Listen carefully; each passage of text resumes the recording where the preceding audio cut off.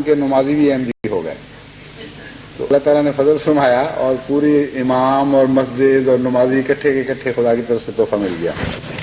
چونکہ ادھر رجحان ہے اس لیے کینیا والوں کو اب چاہیے کہ سابقہ اپنے داغ دھوئیں تبلیغ کی کمزوری کے اور ادھر تیز کے ساتھ چڑھائی کریں فوج در فوج اور دیہات میں پھریں. عیسائی مبلغین بڑی تکلیفیں اٹھاتے تھے. احمدیوں کو تو اس سے زیادہ تبلیغ کے میدان میں قربانی کے نمونے دکھانے چاہیے. وہ مسیح محمدی کے غلام ہیں. حیرت انگیز کام کیے ہیں عیسائی پادریوں نے قربانی کے. جنگلوں میں جا کے بس گئے. وقف عارضی کو تو صرف 10-15 دن کے لیے تکلیف اٹھانی ہوگی,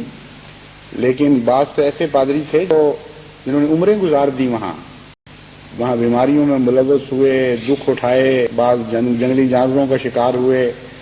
بعض کو وہاں آدم خور لوگ کھا گئے ان کو, لیکن انہوں نے تبلیغ نہیں چھوڑی اپنی. تو بڑی قربانیاں ہیں اس عیسائیت کے اس منظر میں جو آج آپ کو افریقہ میں نظر آ رہی ہے. اس لیے جہاں بھی خدا تعالیٰ رجحان پیدا کر رہا ہے وہاں کی جماعتوں کو چاہیے کہ اب مبلغ پر نہ رہنے دیں, بلکہ فوراً اپنی ساری قوتوں کو اس طرف جھونک دیں اور کوشش کریں کہ فوج در فوج پھر اس علاقے میں احمدیت پھیلنی شروع ہو جائے. جہاں تک پاکستان کی جماعتوں کا تعلق ہے, ان کے لیے میں حضرت اقدس مسیح موعود علیہ الصلوۃ والسلام کے چند اقتباسات پڑھ کر سناتا ہوں, اور مخاطب خاص طور پر تو وہ ہیں, لیکن باقی جماعت کے لیے بھی اس میں بڑے سبق ہیں اور گہری نصیحتیں ہیں جن پر عمل کر کے اللہ تعالیٰ توفیق عطا فرمائے تو انسان بہت ترقی کر سکتا ہے. حضرت اقدس مسیح موعود علیہ الصلوۃ والسلام فرماتے ہیں, یہ 3 اقتباس میں نے چنے ہیں, روز روشن کے ظہور سے پہلے ضرور ہے کہ خدا تعالیٰ کے فرستادوں پر سخت آزمائشیں وارد ہوں اور ان کے پیرو اور جانشین بھی بخوبی جانچے اور آزمائے جائیں, تا خدا تعالیٰ سچوں اور کچوں اور ثابت قدموں اور بزدلوں میں فرق کر کے دکھلا دے. عشق اول سرکش و خونی بود تا گریزت ہر کے بیرونی بود. پھر فرماتے ہیں یہ بلا اس لیے نازل نہیں ہوتا کہ وہ ان کو ذلیل و خوار اور تباہ کرے یا صفحہ عالم سے ان کا نام و نشان مٹا دے, کیونکہ یہ تو ہرگز ممکن ہی نہیں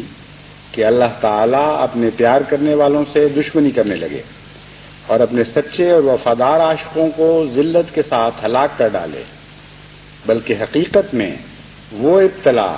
کہ جو شیر ببر کی طرح اور سخت تاریخی کی مانند نازل ہوتا ہے, اس لیے نازل ہوتا ہے کہ تا اس برگزیدہ قوم کو قبولیت کے بلند مینار تک پہنچا دے اور الہی معارف کے باریک دقیقے ان کو سکھا دے. یہی سنت اللہ ہے جو قدیم سے خدا تعالیٰ اپنے پیارے بندوں کے ساتھ استعمال کرتا چلا آیا ہے. یہاں جو شیر بب کی طرح ابتلا کے آنے کا ذکر ہے, اس ضمن میں مجھے 2 خوابیں بھی یاد آ گئیں جو پاکستان سے 2 مختلف بزرگوں نے لکھ کر بھیجیں. اور جیسا کہ میں نے بیان کیا تھا, یہ ایک عجیب خدا تعالیٰ کی طرف سے توارد ہو رہا ہے کہ ایک ہی مضمون کی خوابیں جو آگے پیچھے پہلے نہیں آیا کرتی تھیں لوگوں کو,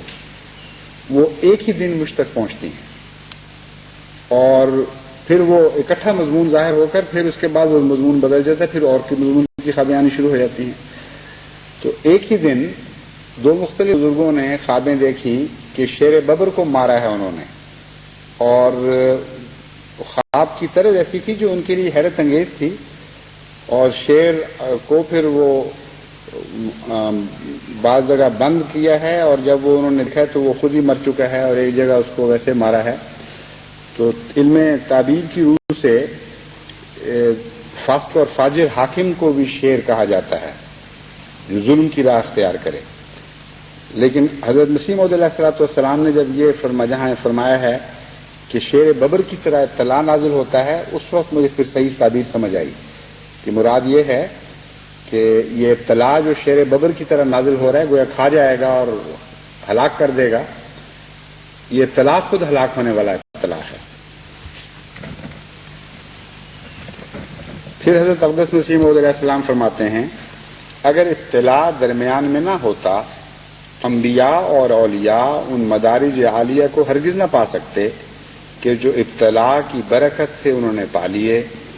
اطلاع نے ان کی کامل وفاداری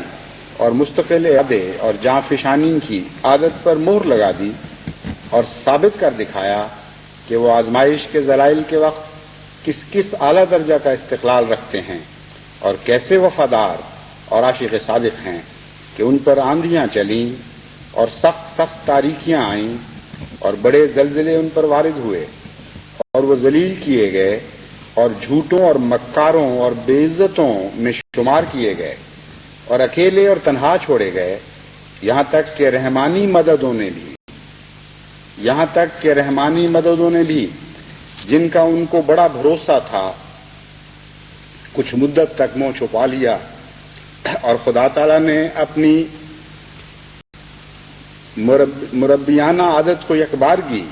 ایسا بدل دیا کہ جیسے کوئی سخت ناراض ہوتا ہے اور ایسا انہیں تنگی اور تکلیف میں چھوڑ دیا کہ وہ گویا وہ سخت مورد غضب ہیں اور اپنے تئیں ایسا خشک سا دکھلایا کہ گویا وہ ان پر ذرا مہربان نہیں بلکہ ان کے دشمنوں پر مہربان ہے اور ان کے اطلاعوں کا سلسلہ بہت طول کھینچ گیا.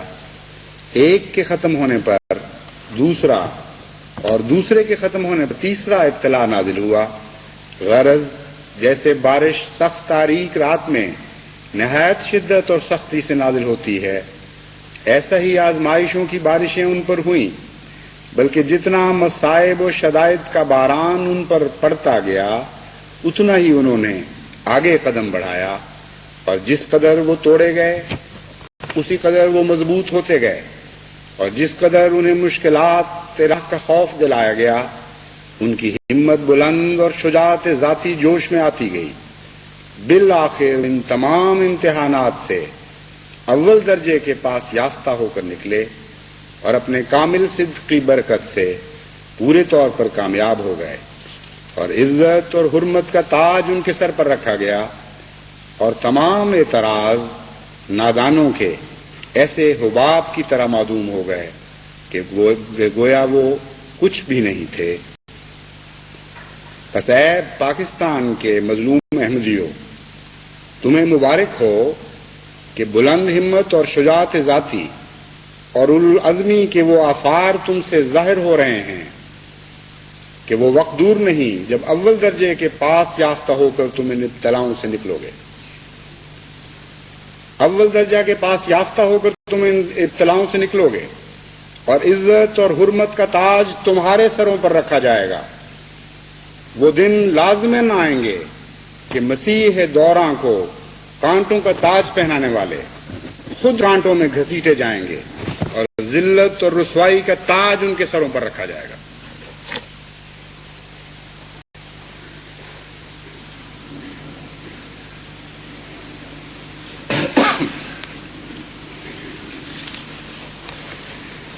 الحمدللہ نحمدہ ونستعینہ ونستغفرہ ونؤمن بہ ونتوکل علیہ ونعوذ باللہ من شرور انفسنا ومن سیئات اعمالنا من يهده الله فلا مضل له ومن يضلله فلا هادي له ونشهد أن لا إله إلا الله وحده لا شريك له ونشهد أن محمدا عبده ورسوله عباد الله رحمكم الله إن الله يأمر بالعدل والإحسان وإيتاء ذي القربى وينهى عن الفحشاء والمنكر والبغي يعظكم لعلكم تذكرون اذكروا الله يذكركم وادعوه يستجب لكم ولذكر الله أكبر